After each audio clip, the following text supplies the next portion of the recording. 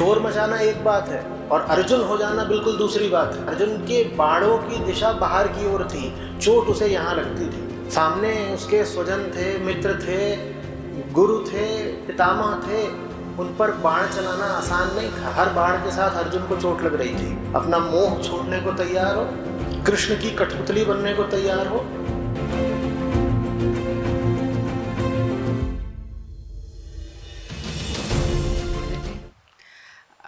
अभी जैसे कह रही थी कि आप ये तो अकेले हैं, बट मैं दो हूँ, मेरे साथ एक बच्ची है, छोटी बच्ची है।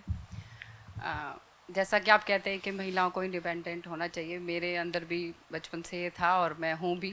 मैं अपने 12वीं के बाद मैंने अपने दम पे पढ़ाई की, एक नौकरी ली और अब एक बच्ची की माँ हूँ। और मेरे सामने समस्या ये है कि माँ कमाने जाएगी तो बच्चे को कौन रखेगा, ये जानते हुए कि स्कूलों में माहौल क्या है, अविद्या वहाँ पर है और बाकी का टाइम जो है बच्चा एक ऐसे माहौल में गुजारने वाला है जो आपको पता है कि अंधकार में है।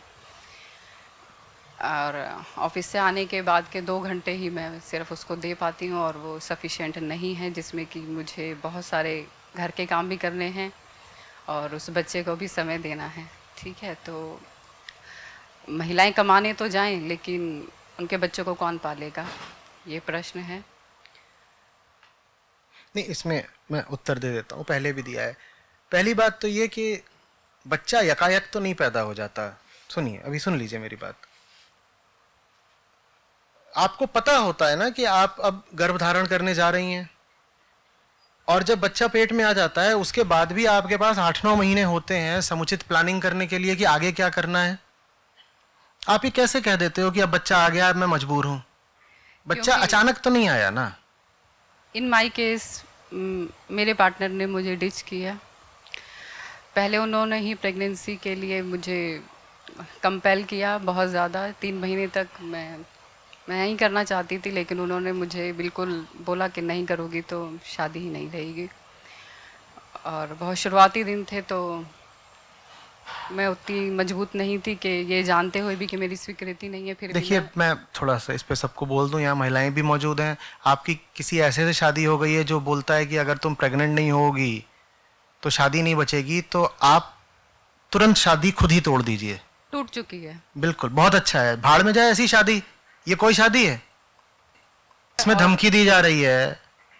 ये तो सीधे सीधे बाह मरोड़ी जा रही है, एक्सटॉर्शन है ये। बहुत ज़्यादा वो मुश्किल टाइम मैंने बिताया, मगर अब था बच्चा तो थोड़ी मतलब 3 महीने बाद फिर मैं अबॉर्ट नहीं करा सकती, तो बच्चा आया तो फिर मैंने उसको स्वीकार किया। बाद में भी उसकी जिम्मेदारी उसके पिता ने नहीं ली।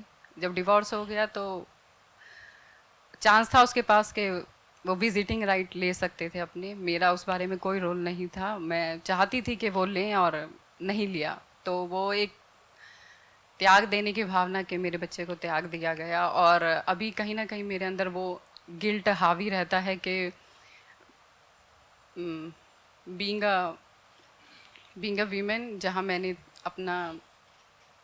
अपने कॉन्फिडेंस को, अपनी शक्ति को लेकर ये डिसीजन लिया, लेकिन एक बच्चे को फादरलेस लाइफ। कोई फर्क नहीं पड़ता। तो ये रुक जाइए, एक ये बात भी बोलनी जरूरी है। कोई फर्क नहीं पड़ता बच्चा अगर फादरलेस है तो, कोई फर्क नहीं पड़ता। ये भी एक सामाजिक आदर्श है जो आपके दिमाग में ठूस दिया गया है कि बच्चे के सर पे पिता का साया तो होना चाहिए। बच्चे को ज्ञान चाहिए और बच्चे को प्रेम चाहिए, 2 चीजें होती हैं बस, प्रेम और ज्ञान। ठीक है, और आम पिताओं में वैसे भी ये सामर्थ्य नहीं होती कि वो बच्चे को ज्ञान दें या प्रेम दें। तो ऐसा कुछ भी नहीं है कि एक बहुत बड़ा पुरुष है और उसकी छाया में छोटा बच्चा खड़ा है तभी वो पनपेगा, कुछ भी नहीं है ऐसा। हाँ, मैं मानती हूँ, लेकिन अभी बच्चे की सिक्योरिटी एक चैलेंज है मेरे लिए। सिक्योरिटी माने कैसी? सिक्योरिटी के, अगर मैं उस तरीके का घर बनाती हूँ जैसा आप कह रहे हैं, हाँ, तो वो और मैं ही फैमिली हैं ऐसे में। बढ़िया बात है। और मेरे पास जब मैं जिस टाइम पर मैं अपने ऑफिस में जाऊंगी, उसके वो वाले टाइम को मैं अपने बच्चे को कहाँ रखूंगी। उसकी बहुत सारी व्यवस्थाएं आ चुकी हैं, क्योंकि हम- आपके पास वैसे भी और कोई विकल्प है नहीं। लेकिन उसमें मुझे बच्चों के प्रति जो अपराध बहुत आसानी से हो जाते हैं, हम सभी जानते हैं कि बच्चे वो के प्रति बहुत- ये नहीं अपराध है कि उसकी माँ घर में कैद है और उसके कारण उसका मन खराब है, और माँ का जब मन खराब है तो बच्चे पे क्या प्रभाव पड़ेगा, ये अपराध नहीं है। नहीं, मेरे पास तो ये वैसे भी ऑप्शन नहीं है कि मैं घर बैठूं, क्योंकि तो अभी बस- मैं बस- सिंगल पेरेंट हूं, बस। तो मुझे तो कमाने जाना ही है, चाहे मेरी टांग टूटे हड्डी टूटे जो करे, तो वो तो मुझे जाना ही है। उस एक तो देखिए ये चैलेंज है कि एक बच्चे की सुरक्षा की बात है ना, कि उसको क्या माहौल दे रहे हैं। अभी ऊपर से तो ये दिखाते ही हैं वो लोग, लेकिन फिर भी एक बच्चे के प्रति अपराध होने के बहुत चांस हैं, क्योंकि वो नहीं बिल्कुल आप communicate गलत कर कह सकता रही है। हैं। बच्चों के प्रति जो अपराध होते हैं, आंकड़े उठाकर देख लीजिए, 90% घर में होते हैं। महिलाओं के प्रति जो अपराध होते हैं, आधे से ज्यादा उनके घर में होते हैं। किसने कह दिया कि बाहर अपराध होने की ज्यादा संभावना है? बाहर तो जो अपराध होते हैं उसमें अपराध करने वाले को बड़ा डर होता है, उसका प्ले स्कूल बंद हो जाएगा, उसका स्कूल बंद हो जाएगा अगर वहां कुछ गड़बड़ हो गई तो। घर में जब चाचा मामा ताऊ पिता ये सब अपराध करते हैं बच्चों के प्रति, चाहे वो कैसा भी हो, यौन शोषण भी हो सकता है, कुछ भी, तो उनको तो कोई डर भी नहीं होता है। पर फिर भी मतलब फिर भी नहीं। देखिए, मतलब स्कूलों में वो तो नहीं है ना, मतलब क्या नहीं है? अविद्या, स्कूलों में अविद्या तो है घर में ही क्या ना। है? स्कूलों में कहीं ज्यादा बेहतर माहौल है घर से, इसीलिए माँ बाप हॉस्टल्स भेज देते हैं अपने बच्चों को। मैं उस बारे में करेज नहीं इकट्ठा कर पा आप रही वो हूँ। आपकी मर्जी है, फिर ये चुनाव है कि आपको अटक के रहना है। तो आप जितने तर्क दे रही हो सारे तर्क गलत हैं। हाँ, आपको चुनाव करना है तो आपका चुनाव है, और यही बात मैं ले देकर आपको समझाना चाहता हूं। आपके पास कोई ठोस कारण नहीं है एक बंधन की जिंदगी जीने का, कोई कारण नहीं है। आपका चुनाव है, आपको उस चुनाव में मजे आ रहे हो, आप करे चलिए, कौन रोकेगा।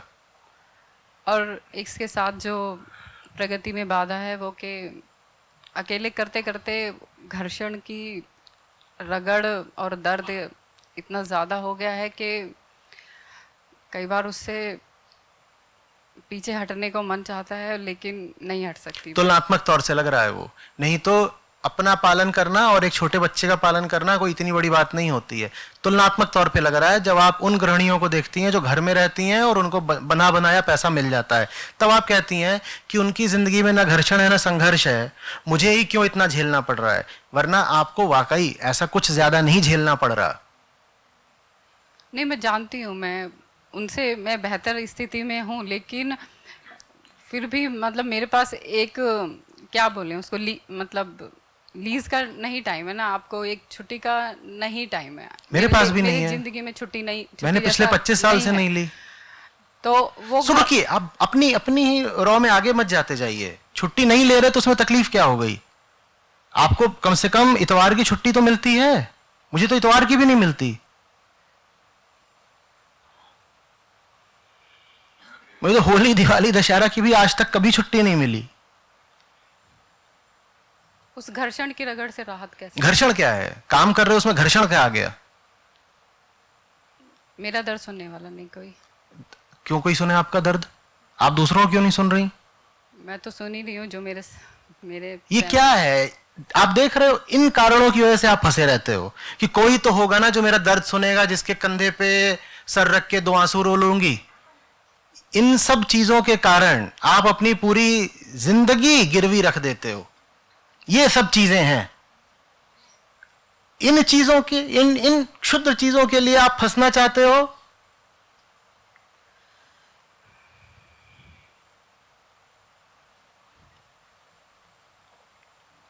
बोलो, कोई वजह तो बताओ।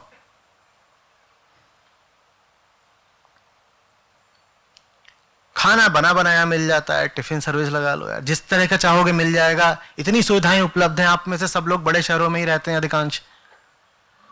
सफाई करने वाला बाहर से आ जाता है। बच्चों के लिए 100 तरह की सुविधाएं हैं। ऑनलाइन जगत है। प्ले स्कूल्स में भी अब ये है कि वहां कैमरे लगे हुए हैं, तुम 24 घंटे देख सकते हो तुम्हारा बच्चा क्या कर रहा है। तुम किस बात से डरे हुए हो? अपने मोबाइल पे ऐप डाउनलोड करनी होती है प्ले स्कूल की, उसमें लगातार दिखाई देगा कि बच्चा क्या कर रहा है। कौन सी बात कर रहे हो कि वहां अविद्या है अविद्या वहां, पर उससे घोर अविद्या तो घर में है।